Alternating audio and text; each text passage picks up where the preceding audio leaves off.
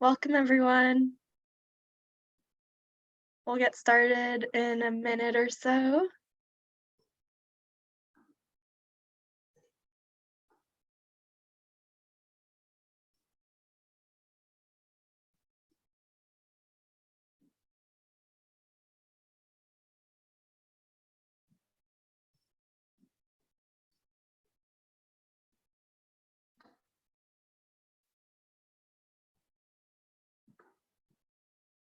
Welcome. Great to see so many people joining. Feel free to introduce yourselves in the chat.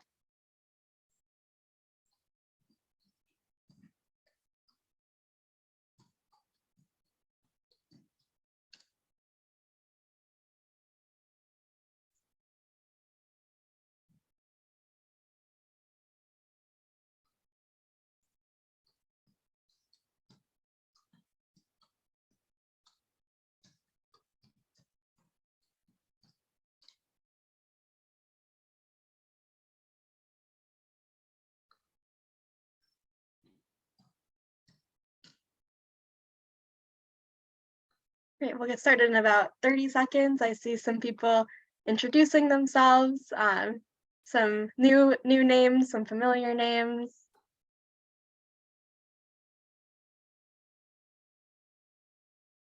All right, it is 2:33, so we'll go ahead and get started. Welcome, everyone. Thank you so much for joining. My name is Courtney Cooperman. I use she, her pronouns, and I'm a housing advocacy organizer at the National Low Income Housing Coalition. Thank you all for joining the first webinar in our two-part mini-series, Housing is Built with Ballots, a year of ballot measure victories in review. As a reminder, this webinar is being recorded, and the recording and resources will be made available in our weekly set of announcements that come out on Fridays on The Connection, so look out for that in your inbox. So last year, NLIHC tracked nearly 100 housing-related ballot measures in the November 2022 midterm elections. These ballot measures were overwhelmingly successful. We have a report where you can read a summary of these ballot measures and an analysis of the campaigns that made them possible, called Voters Choose Housing, and we'll get the link for that in the chat. As the report describes, voters collectively authorized nearly $2 billion in bonds for affordable housing. Other communities chose other mechanisms to dedicate new resources to housing through new fees or reallocation of existing revenues, and you'll hear about some of those today. And the elections also saw major victories for tenant protections. Voters approved measures to establish rent stabilization or strengthen existing rent stabilization ordinances in every community where they had the opportunity to do so. Next slide. Overall, it was clear that voters said yes to affordable housing at the ballot box. And this momentum has continued into 2023, where voters in special and municipal elections in Washington and Idaho have already passed housing-related ballot measures, and voters in Maine rejected a proposal to roll back rent control. Next slide. So here we have a preview of many more measures on the horizon for upcoming elections on November 7th. We have a sampling of 8 of them in Boulder City and County, Colorado, Charlevoix, Michigan, Whitefish, Montana, Santa Fe, New Mexico, Cincinnati, Ohio, Seattle, Washington, and Tacoma, Washington. But actually, I made this chart a few days ago, and even in the time since I made it, a few more ballot measures have come across my radar in our research. So this is definitely an ongoing effort to compile and track ballot measures. So if you know of something that isn't on this list, please drop it in the chat or email it to me, and we'll share my email address as well. Also, if you want to know more about any of these ballot measures, if you live in any of these communities, feel free to reach out. Next slide. So today's webinar is a chance to dive a little bit deeper into the recent policy wins of 2022 and 2023, and to harness that momentum for this November and next year and beyond. We have a really all-star panel of leaders that have played an integral role in ballot measure campaigns in recent election cycles. We have Abram Diaz, the policy director of Nonprofit Housing Association of Northern California, Michael Daly, the founder of East End YIMBY, Tiffany McCoy, Advocacy Director at Real Change Homeless Empowerment Project. And then Zach Martinez actually may not be able to join us because he is trapped in a snowstorm in Colorado. So we hope to have him on towards the end, but if not, we will try to bring him on to a future conversation. So each speaker will spend a few minutes giving an introduction of their ballot measure, and then we'll open it up to the full panel for Q&A. So we appreciate if you can leave your questions in the Q&A box rather than the chat. It just makes it a little bit easier to keep track of them. And with that, I will pass it over to Abram.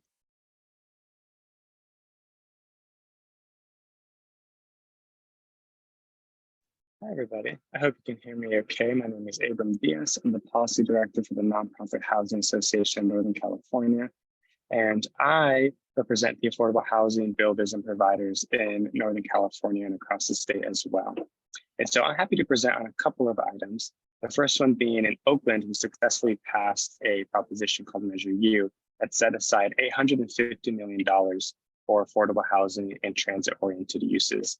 And a significant portion of that, around 400 million, will be set aside specifically for affordable housing production.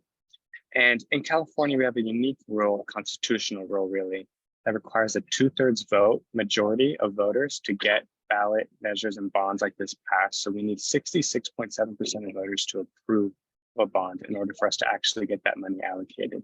So that's an enormous challenge, even in very progressive cities such as Oakland or San Francisco or Berkeley. And so we're very happy to see that Oakland is able to pass an enormous housing bond. We're disappointed to see other cities like Berkeley, which itself is very progressive and right next door to Oakland, not be able to pass similarly sized bonds for housing needs in their particular region. So while in 2022, we were very happy to see the success of Measure U, really tapping into the frustrations of homelessness and affordable housing need in the Bay Area to pass that and convince voters to step up to the plate and to help fund the affordable housing they really needed. We also really want to ensure that in the future, other cities can pass their measures with a simpler voter threshold. So we are working on a constitutional amendment, ACA 1, in California, which would change the California Constitution, that in order for local regions to pass affordable housing bonds, they no longer need the 2/3 threshold. They could do so with a simple 55% majority, which is still 4% higher than 50% plus 1, 5% higher, and a simple majority, but provides voters the accountability they need to ensure that a larger majority of them still want this passed, but also the simplicity of not having to pass a 66.7% measure, but a simple 55% one. So that's an enormous effort. It's requiring a lot of different stakeholders at the table on the homelessness side and the government side.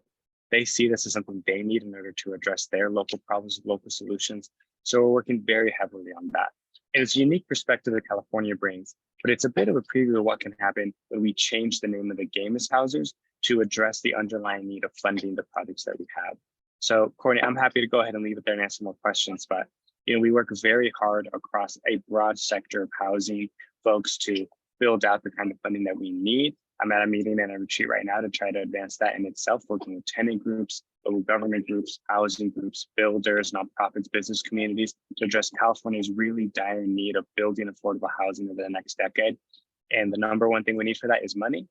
And so whatever we can do to actually get that money, pass it at the ballot, convince the voters that they can help us solve this problem alongside with us is really, really important and critical. So we're going to try to change the rules of the game to make it simpler for us to go ahead and do that as well. Thank you so much, Abram. And it's great to hear about how your experiences from ballot measure campaigns in 2022 and kind of how the rules have, made it challenging to achieve victories even when majority of voters are in support, how that informs what you're working on for 2024. So thank you so much. And we'll get to a few more questions after everyone gives an introduction. So I'm now going to turn it over to Mike. Hi, how are you today? Nice to meet you. My name is Michael Daly, and I'm going to be reading some of my introduction because of its factual nature. I live in Sag Harbor, New York, which is on the east end of Long Island, New York. I'm a 25-year real estate professional and founder of East End YIMBY. And our organization's mission is to do the research, dispel the myths, identify solutions, and educate local East End of Long Island residents about the complex issues surrounding affordable community housing. Now, most people know about the East End of Long Island as the fabulous Hamptons, but the reality is it's a really bifurcated market made up of fabulous estates and fabulous marketing. And the word Hamptons is actually a marketing term because we are really the East End of Long Island, which is a conglomeration of 5 towns in eastern Suffolk County, part of Suffolk County. And our human infrastructure has been suffering with the wealth discrepancy and the price of real estate and things that a lot of resort communities and very desirable communities are suffering from today. But in 2022, we led the campaign to pass the Peconic Bay Region Community Housing Fund referendum. And that was brought forth by New York State Assemblyman Fred Thiel. Mr. Thiel spent nearly 15 years working on this legislation in the New York State legislature to bring this bill to passage. Both houses, the way that, so this is actually a new tax on the purchases of homes. And the way that happens in New York State is both houses of the legislature need to pass it. Then it needs to be signed by the governor and then sent to those towns or municipalities that then can hold a referendum for the voters to approve it. So it's interesting listening to Abram's description of how that legislation got passed. You know, each state and each municipality is different, which is, you know, one of the things about our country is that local control can make things either more or less complicated, right? So at that point in time, and Mr. Thiel modeled this after the very successful Peconic Bay Community Preservation Fund legislation, which was passed in 1998 and has raised over $2 billion, $2 billion for open space, farmland preservation, and water quality initiatives in more recent years.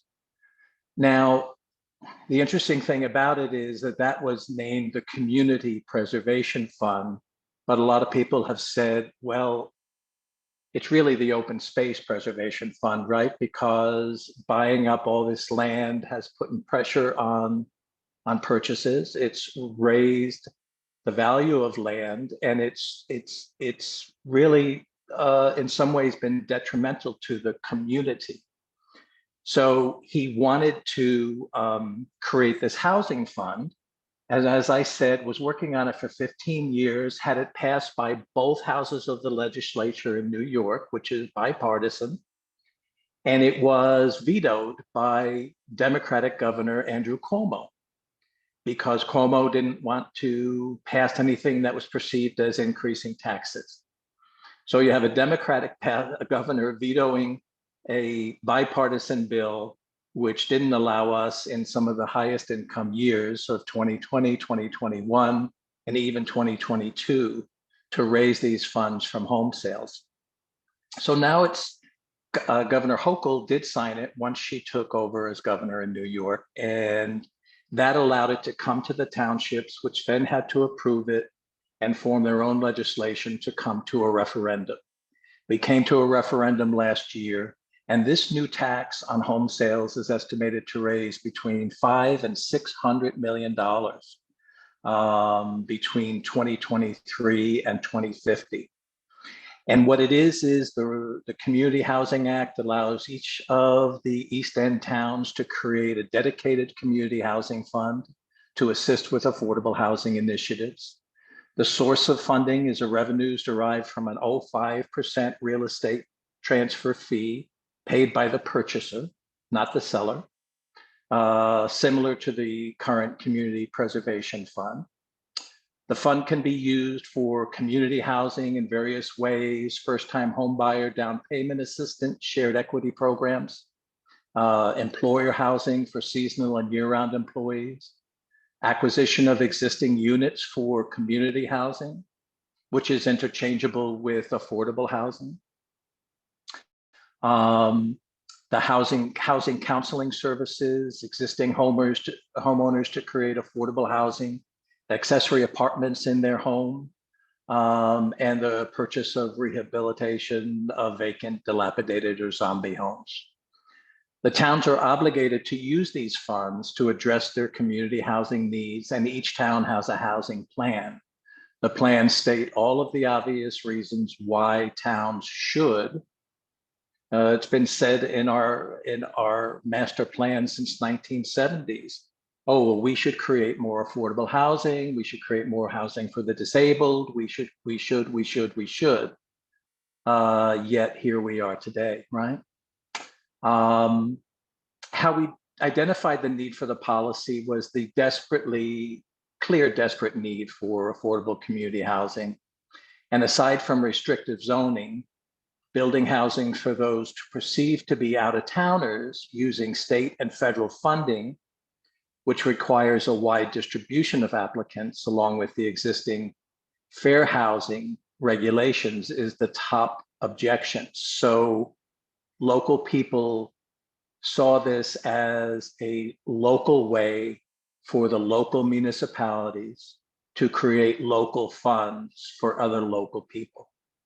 Now, how that works out, even taking into fact that the fair housing rules still apply, is yet to be discovered in all reality. So, you know, we held a campaign, which I'll tell you about later. And there were some disagreements on the ballot. Some people said, well, we've raised all this money in the Community Preservation Fund. Why don't we take it out of there rather than creating a new fund for housing? And the environmental community on the east end of Long Island is the biggest and the most impactful and the most litigious community really on the East End, because the environment is a big part of our economy. And they would have nothing to do with that. Don't touch my fund. You want a housing fund, you create your own fund, in short. So that's what happened. The other objections were that people necessarily didn't trust the government to manage a new fund. No surprise there. That is a common objections to creating municipal funds. And then there's a whole group of people that just said, you know, I'm okay, you fend for yourself. Why should we have a new tax? Which doesn't, by the way, impact local homeowners unless they're buying a new house. It's Bernie Sanders, as Fred Fields would say, would blush at how progressive this tax is. It's a welcome stranger tax. You want to buy a house here, pay into our fund. So that's really our fund in a nutshell. And thanks for having me. It's an honor to be here with you.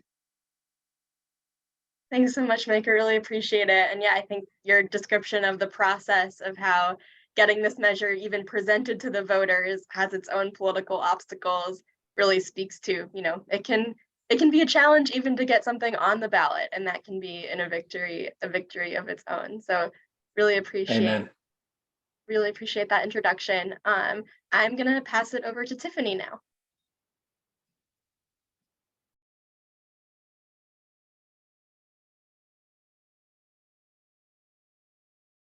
Hi all, my name is Tiffany McCoy, she, her pronouns. I'm the Advocacy Director for Real Change in Seattle, Washington, and also founding organization of House Our Neighbors, which is the coalition that ran the initiative that we'll be discussing today. Can you change the slide to the one that I sent? Thank you very much. So yeah, unlike the other folks who worked really hard on ballot initiatives that have been discussed already, our ballot initiative to create the first social housing developer that was run through initiative in the country of the United States, happened in February of 2023. It was a special election ballot. It was the only thing on the ballot. We did try for the November 2023 or 2022 ballot, but we didn't secure the signatures in time. So we had to be on the February 2023 ballot. But even though it was a special election, typically it's a more conservative vote. We passed the first social housing developer by a 14-point margin. And why did we do this through a ballot initiative, and why did we push for social housing as opposed to very righteous needs for more funding for affordable housing at the local, state, and even the national level? The reason is where I'll probably spend most of my time on this part of the presentation, and looking forward to questions that may come up. I've worked in the homelessness sphere for the past just about 7 years. Here in Seattle, we've been part of 2 different lawsuits to stop the city from sweeping our unhoused neighbors and destroying all of their possessions. I'm sure everyone here knows intimately the trauma and the harm that is caused by sweeps on our neighbors. So after working in this sphere, fighting against sweeps, fighting for more funding for housing, for shelters, for tiny houses, for transitional housing, we really, at the organization I work at, decided it was time for us to kind of go on the offensive as opposed to always playing defense, and to go on the offense in a really big way through this coalition called House Our Neighbors, to fight for social housing.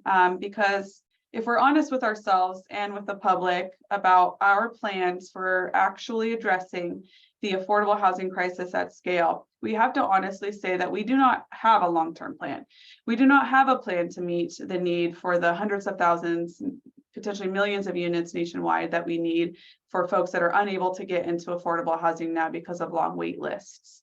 So once we're honest about that the market is not going to solve our affordability crisis, that the current affordable housing mechanisms that are really restricted and run through the federal government, we can then realize that we need to fill this gap. And that gap to us was social housing. And this is a new idea in the United States. Montgomery County, Maryland is one of the only PHAs that does it in the United States. So we will be the second one that is pushing this. Social housing movements are happening all over the country. Really sad to see Governor Newsom veto Assemblymember Alice Lee's and that ginormous coalition behind that bill being vetoed this past week. I know, though, that folks in California are going to keep pushing the envelope on social housing. So that's why we ran a social housing developer initiative. And just for folks to know, like, how we are defining social housing and how it's different from affordable housing is we see social housing as housing that is removed from market speculation. It is available to all incomes, and it is held as a public good in perpetuity. So it is not seen as an asset on a balance sheet to be sold to make a profit, or when the subsidies from the federal government run out under LIHTC. So why did we do a ballot initiative over the legislative route? We did that for many reasons. One was just, we know that voters are ahead of legislators. We know that public opinion and desires for massive and robust social change is much higher in the population than it is amongst legislators willing to push those things forward. So we wanted to have a conversation directly with voters about social housing and not work through the legislative process. The legislative process has many benefits, and we work in the legislative process all the time. We're looking to pass multiple bills at the state level in the next couple of years, but we wanted to talk to the voters and do this route. The other main reason we used the ballot as opposed to the legislative process is we did not want to compromise on a lot of issues. And because when you're drafting your own ballot initiative, and again, based on what your state constitution allows and permits, we had a lot of latitude in defining and creating the governing board of this public development authority. So we created a governing board that is 13 members, and 7 of those are renters. And that is the governing structure going forward.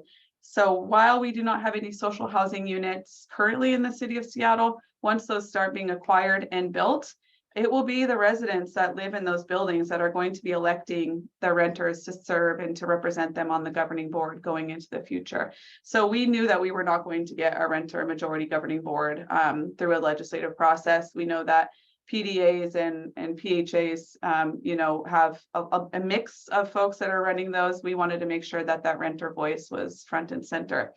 Another detail that we didn't want to have to, like, you know, get through the legislative process is we wanted to marry the idea of like strong labor standards and union built housing, which is overwhelmingly higher quality, with the environmental needs of our time. So living in the Pacific Northwest, again, this is though a growing national and international issue. We have wildfire season now. I know in August, like that's going to be a time that I'm not going to be going outdoors a lot. We need to be building climate resilient communities and even carbon neutral or carbon sink communities. So we mandated in the initiative that all new buildings have to be built to passive house standards. That is something we would have not got through the legislative process. I have two more points on this and then I'll wrap up. But the other thing is each new building that is created under the social housing developer, the residents there will have an option to have their own governance council, their own tenants union. And we wrote into the initiative that those governance councils at each of the buildings need to have biannual meetings with the governing boards, just so that the governing board is always hearing from the bottom up. And then fourth, and by no means is this the last thing that we're super proud of in the initiative, but unlike how evictions currently take place in the United States, we implemented a restorative justice process, a restorative conflict process. So if there is an issue with a resident and where we would normally look to evict them, there needs to be a process. That process will be defined by the Social Housing Developing Governing Board of what that looks like. But instead of just someone being thrown out on the streets or evicted, which we know overwhelmingly leads to homelessness, there is going to be a process in place for those residents. So those are some of the like nitty-gritty details of why we did the ballot over the legislative route, besides the fact that we wanted to talk to voters directly, and voters overwhelmingly supported this effort, while we are still doing like that longer term work, getting legislators to recognize that we need to have this other tool in our tool belt to address the affordable housing crisis. Fantastic. Thank you so much, Tiffany. And I think it really is a testament to the power and the appeal of this proposal that you were able to win by such a big margin in a special election. We know there are really stark voter turnout disparities between renters and homeowners, and between low income and high income people. And in elections that are lower turnout, like elections that are in, you know, not in a federal cycle, it can be even harder. So I think that's a real testament to the hard work that you all did. I'm going to invite all the panelists to come back on camera, and I have a few questions that I will share out for you, and I will also keep an eye out for questions in the chat. So please feel free to start adding questions in the chat, and we will, in the Q&A box ideally, and we will get those in. So my first question is, who was involved in the process of crafting your policy proposal? And were there any disagreements in that group on what the measure should contain? Courtney, if it's okay, I might start. And Tiffany, I am fascinated by the model you have created and would love to talk about more about social housing in the future. California keeps its eye on that ball quite a bit. In terms of answering this question, Courtney, we worked very closely with a lot of different stakeholders who are going to help us fund and win the measure. I think that's really important. So we do have to work, even if we're not going through the legislative route, we have to work very closely with electeds who might endorse, support, bring out supporters, really raise awareness of these measures. We also in California, of course, have to work very closely with labor because they bring out a lot of support and endorsements for these measures as well. And for a lot of construction labor forces, you know, they're going to want to ensure that the projects that they're creating are going to lead to labor jobs down the line. So we do a lot of work with those particular group of stakeholders. Our affordable housing developers, of course, just want to produce those units. A lot of tenant groups who will bring out a lot of grassroots supporters and really turn out the votes as well. They want to ensure these units will support their folks. And then lastly, it's worth mentioning, there's a lot of discussion in California about the lack of affordable home ownership. So we work with a lot of business groups and affordable home ownership developers as well to ensure they have a piece of the fund as well. So there's a lot of discussion about what the amount of money, what it's going to go towards to, and the accountability mechanisms attached in the labor standards. So you combine those various different groups. We have these enormous broad coalitions, a lot of infighting, a lot of discussion with the details. But we are, at the end of the day, we know we need to deliver a product that's affordable homes and affordable units. So we're able to get there. But I love learning about some of my colleagues here and some of their work on the ground. That's a lot of how California structures many of its efforts over the last few years. I will say that I was not involved in the design of the legislation, but I've known the assemblyman for years, and he had to create something that would not jeopardize the preservation fund in any way.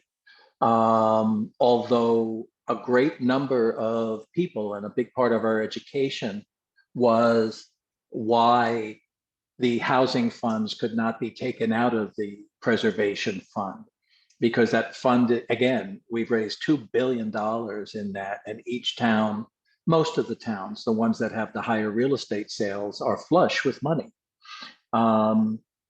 And basically it came down to the fact that the environmental community is strong enough to prevent that from happening, either through their votes or through their litigation. So the only path forward was to create a new fund. And that was the biggest obstacle to getting this passed, was the fact that it was a new tax, that people were afraid it was going to impact their property values because it was going to add to the transactions.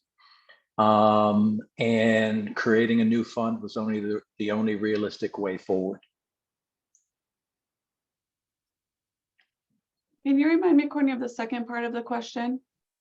Yes, I have to remember it now.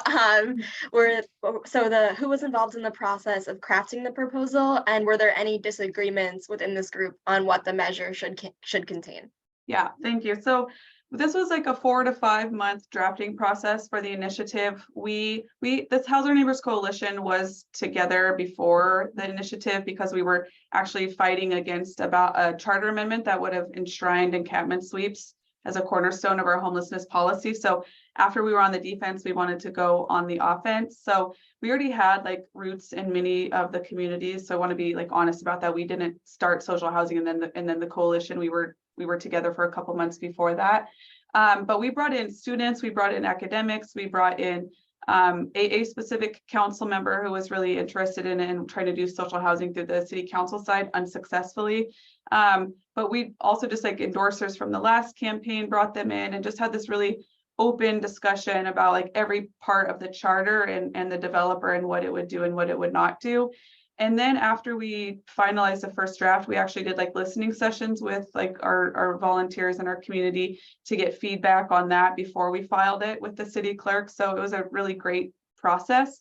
I'll say that the biggest disagreement actually was around who to target the housing towards. And I think like for this group, that is something that I'm sure a lot of people like have that pull of like, why are we offering housing to folks who are not the most in need? Why are we not just focusing on those, the 0 to 50, the 0 to 60% of the area median income? So we had a lot of folks, including myself, and then others that do like Stop the Sweeps work or mutual aid work, that were like, we know this need is so dire, and like the federal government, the state are not meeting the needs of 0 to 30, for instance, the most. But luckily we had a lot of outside folks and research that we also did during this time to show that like the cross subsidization that is required to have social housing pencil once low income housing tax credit or other local housing levies, once those run out, and then the need the building to pencil. That is why we have to open up the AMI brackets that are offered the ability to be in social housing.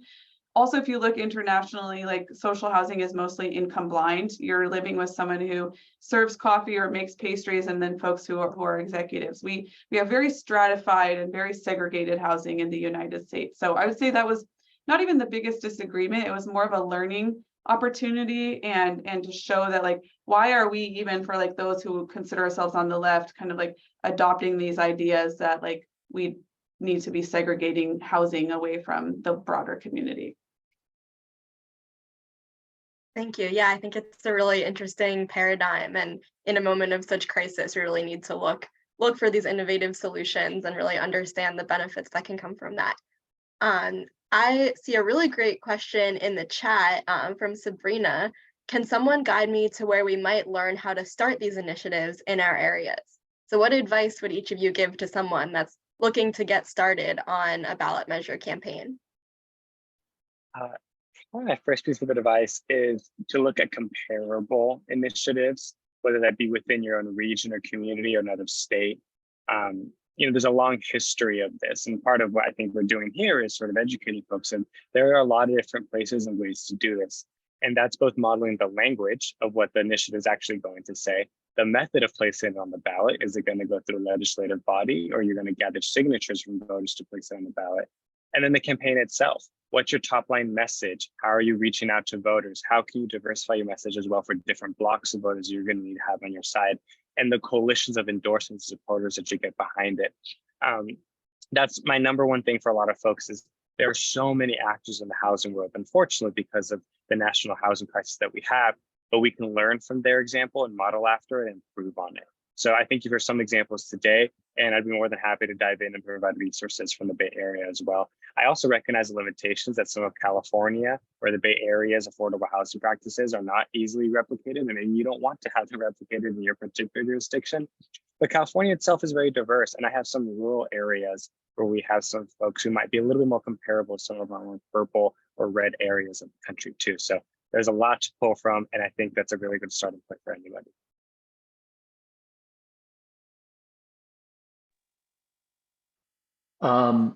What I will say is we were fortunate enough to have a very concerning and middle of the road assembly person who saw the need in our community and navigated the legislation. But it took him 15 years to get this legislation passed. So we don't all have 15 years, right? So we were not involved in the drafting of it, but what I've come to find by working with other great, terrific organizations in New York, such as Open New York and RPA and Welcome Home Westchester and things like that, is that many of these organizations actually have staff members who are legislative experts. And very often it's incumbent upon some of our organizations to tap into these legislative experts, just the way all political parties do, and create legislation that would accomplish the goals in a way that they know could be acceptable to the legislators, right? So it's almost like it's knowing how to put a proposal together and then lobbying for the adoption of that from your legislators, whether it be local, regional, statewide, or even national. There are many lobbying organizations out there that do that. So if you have a great idea, tap into an organization that has legislative experts and see if they can help you put something together. I agree with Abram, and specifically on the looking to what other people are doing. So that's why we spent time in the drafting process looking at different models of social housing. And again, this is not just Vienna, this is not just Europe, this is Toronto, this is Britain, this is Uruguay, this is Singapore and Hong Kong. So we spent time doing that research. But then also I would say a good portion of the social housing charter is actually off of AB 2053. So Assemblymember Lee and Coalition's first attempt at the Social Housing Act in California. So looking at that stuff that we know have been, as Michael said, vetted through folks that have that legal eye and that legislative eye to make policy idea into reality. So definitely that, but I can't stress enough, the reason that we were able to do what we did and having the time and the resources to build a coalition and then to take this on is because the organization I work for allowed my time to be flexed in this way. And we're creating this new organization because we know the need is so great. So it is not easy to build a coalition. It's not easy to do that work, to do that relationship building, to find the time to meet with folks that might, have your shared interest and have the time to put that all together. So it is a lot of work. It is completely worth it. You'll make lifelong friends and be able to like build power at the grassroots. But definitely just want to acknowledge, like, I'm really lucky that I had the resources and the organizational backing and organizational trust in the community. Like, Real Change has been around for just about 30 years. So could I just add something to that? Yes, please. And that is that you may consider finding model legislation and geographicalizing it, which is a new word I just made up and you don't, because New York is so parochial, right?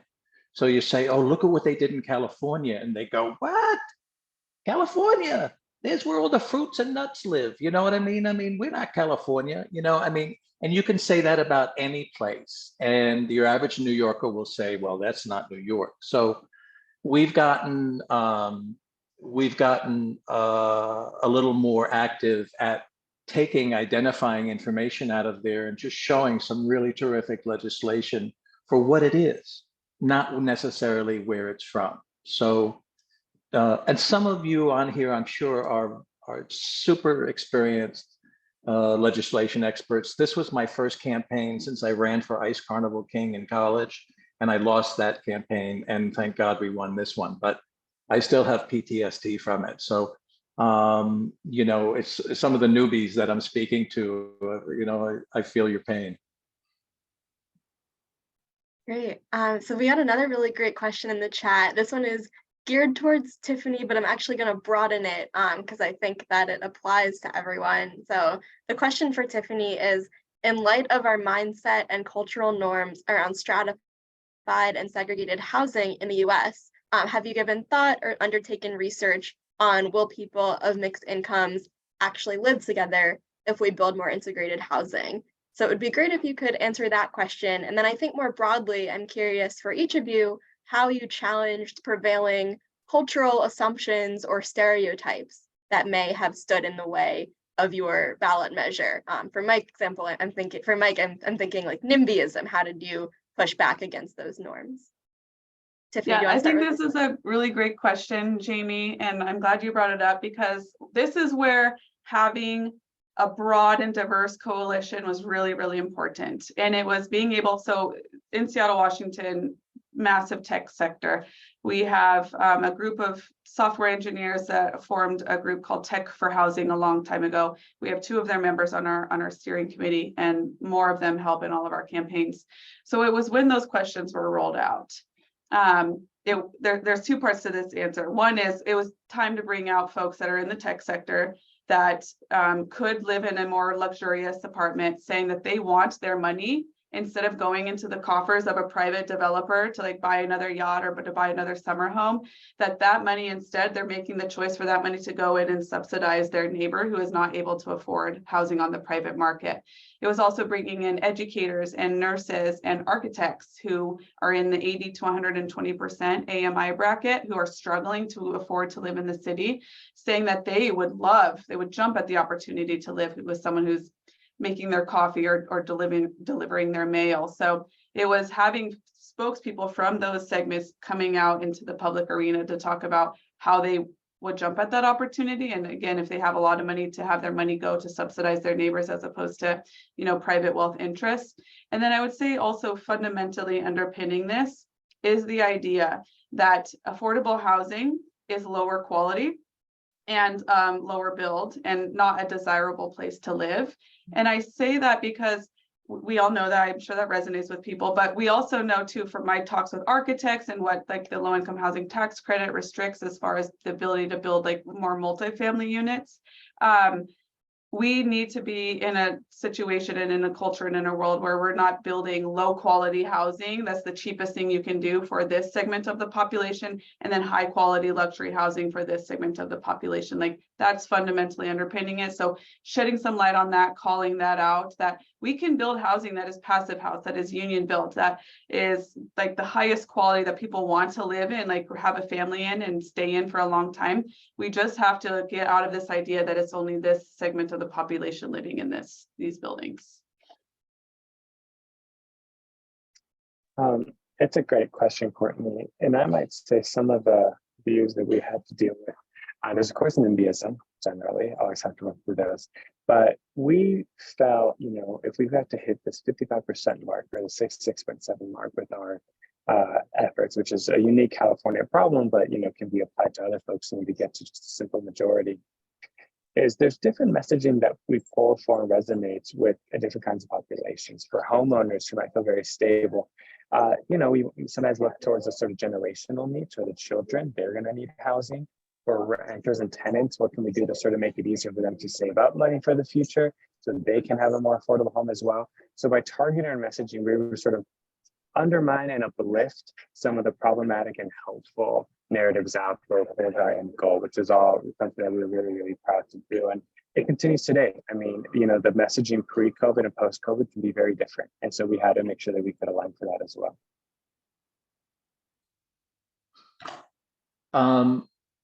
Courtney, that's a great question. And I think a lot of that is determined by the makeup of the area that you're in. We're in Suffolk County, New York. We're at the east end of Long Island. We are the flea on the tail of the dog of New York. We're a relatively rural, we're a very rural kind of seasonal community.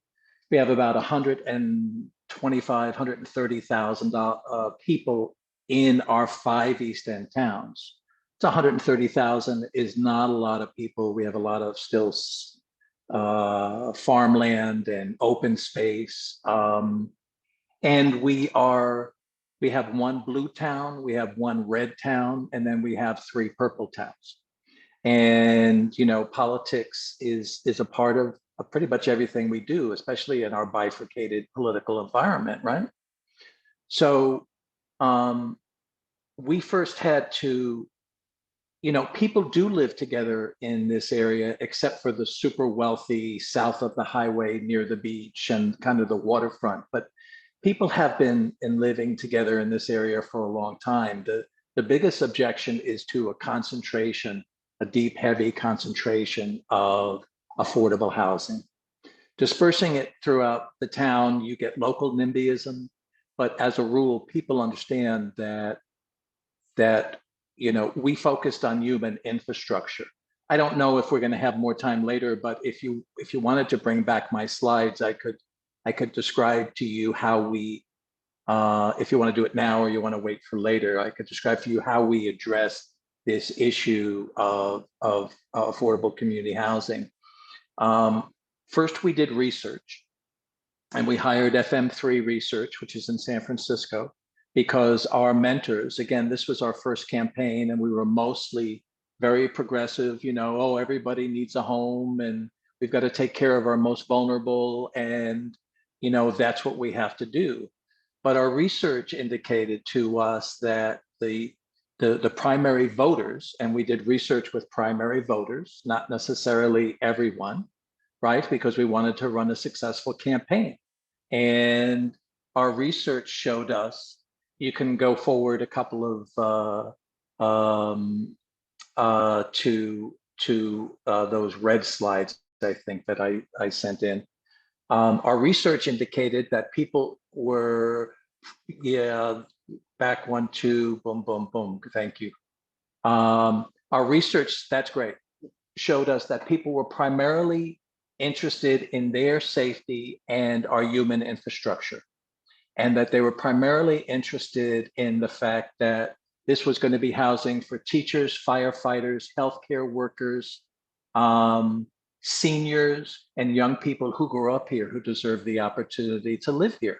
Because right now, folks, young families that live here are literally, and I mean literally, becoming refugees from their own hometowns. And our school population is shrinking, and our volunteer fire departments are all, the average age is 60 years old in our volunteer fire departments. We've had to start hiring paid EMTs. A familiar song to all of us here, right? But people live with their head in the sand about this issue. So the research demonstrated that we needed to focus on human infrastructure in order to and run a purple campaign, right? And we had some backlash about that. We had the Democrats asking us why we weren't in lockstep with them. And then we had the Republicans that were kind of, early on pulling our yard signs down as we were running this campaign. And I had to go to the Republican office and say, look, this is not about, this is not a political campaign. This is a non-political, bipartisan campaign, and taking our signs down is hurting our community. So if you could just go forward kind of just slowly and go through the rest of the signs. We did for firefighters, we did for healthcare workers. You can keep going. Different healthcare workers in different townships, same back, different front, appealing to those people who were in that township. Nurses on Shelter Island, please go forward. And then a together one for our last mailing, because we were having to raise funds for this campaign. When we first entered into it, our advisors told us, you're probably going to have to raise $150,000. And we said, are you out of your minds? Us, $150,000? I mean, I buy Girl Scout cookies and, I donate some of my income to the local nonprofits. But we ended up raising $225,000 for this campaign. And it was so exciting, If you can go forward, we did direct mail, we did digital forward, please. Our digital, the role of digital was to reach targeted audience. And this was the last thing done in the last 2 weeks when somebody else gave us another $10,000. We called our marketing firm and we said, we got 10,000 for digital, introduce the Prop 3 measure to voters. Forward, please. And that was the role of digital. And the next slide will show you what some of those messages were. Vote yes, flip the ballot, teachers, firefighters, school essential workers. So that was the digital campaign. And then we raised another 15,000. So we raised that from 10 to 25,000 in the last 2 weeks of the campaign. Forward, please, next slide. Again, digital for firefighters, next slide, please. And then our print design, this was our last hurrah on the last week before Election Day.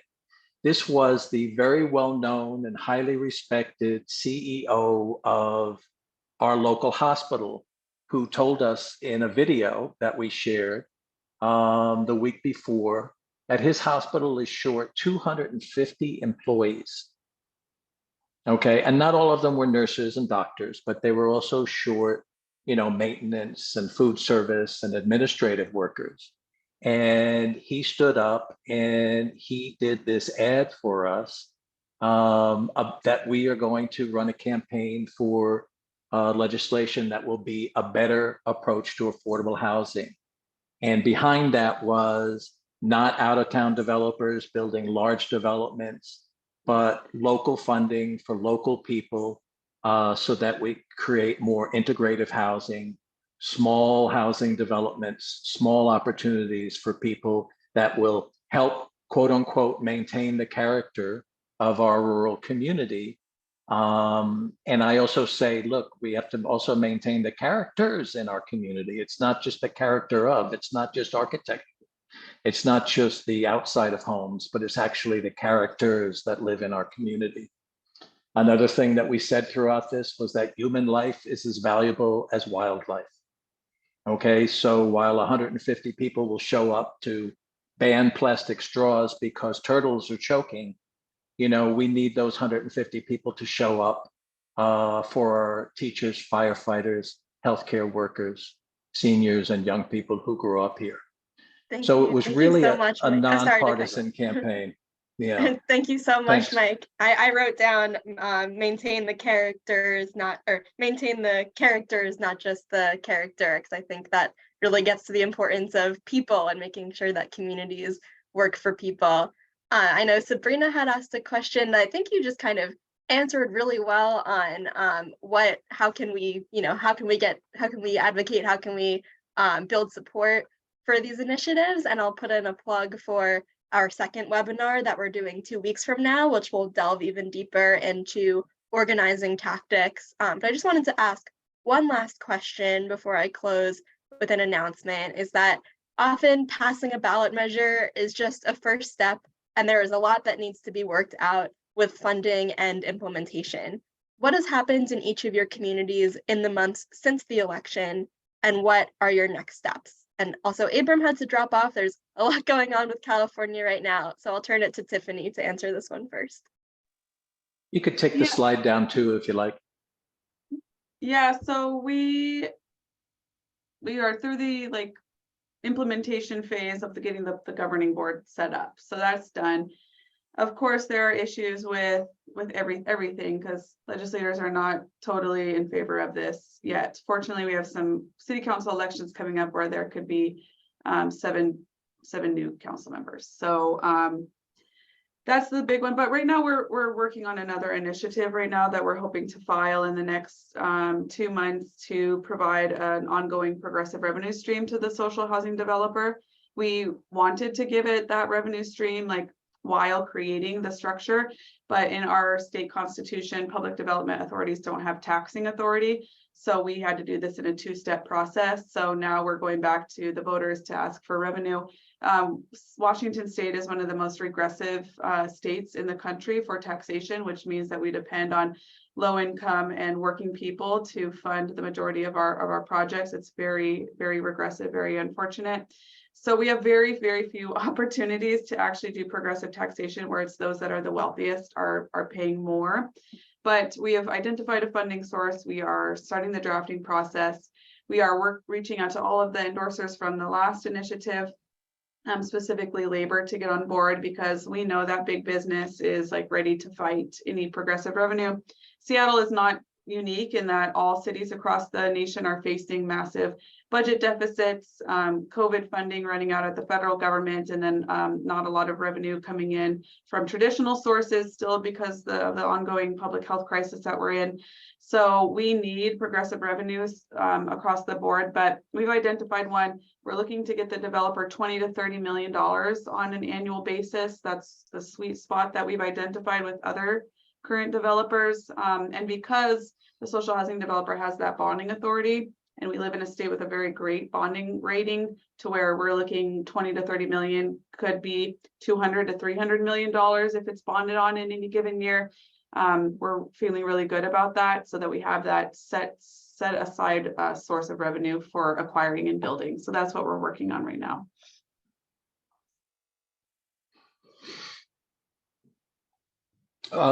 What I'll say is that I believe it's fair to say that all the money in the world will only have a marginal impact on this housing crisis until, as of right, multifamily development is permitted by the towns. Right now, only one town, which is East Hampton Township, has taken steps to make even minor adjustments to its zoning. They've relaxed their ADU zoning, identified several affordable housing overlay districts, and entered into public-private partnerships with some top-notch affordable housing developers, such as Georgia Green Ventures. But the other towns are struggling with the inevitable political peril of even making minor adjustments to the holy grail of single-family zoning. So we're seeing these funds start to accumulate, and people are saying, oh, well, good, let's do this or let's do that. Or our advisory boards are saying, okay, let's put it here. And inevitably somebody says, well, you can't do that because zoning won't allow it. So the reality of the need for zoning adjustments is coming home to roost. And it's just a question over how long that will take. I will say that local business developers are chomping at the bit to create employee housing and naturally occurring affordable housing, missing middle housing, duplexes, fourplexes, manor homes, courtyard apartments, things like that. But they're not allowed to do so by the current restrictive zoning. So, we'll see that how long that takes to really come home to roost. Thank you so much, but right Mike. now, this year, we're going to have 5 new supervisors in our 5 new towns. So nothing's going to happen until after the election. Thank you. And I think that is the perfect segue. I know we're a minute over time, but wanted to just make one last few quick announcements. And major thank you to our panelists for joining today and for sharing all of your insights. We'll have another webinar in 2 weeks with another really fantastic panel that'll be on Thursday, October 26th at 2:30 Eastern, focused on organizing to win affordable homes at the ballot box. And I also encourage you to check out the Our Homes, Our Votes website, ourhomes-ourvotes.org, to see our comprehensive collection of nonpartisan campaign resources, find ways to get involved. If you're looking to turn out the vote, register and mobilize voters in your community, there are plenty of tools and templates there to help you do that. And of course, last but not least, make sure that you are registered to vote and get your friends and family and neighbors registered as well. And I think we'll drop a link where you can click and easily check your voter registration. So again, major thank you to the panel. Big plug to attend the webinar in 2 weeks and to check out the ballot measures report from last year, because that will be yet another wealth of guidance and information on how you can get campaigns started. Thank you all. Thank you, Courtney. It's been a pleasure to be in with you.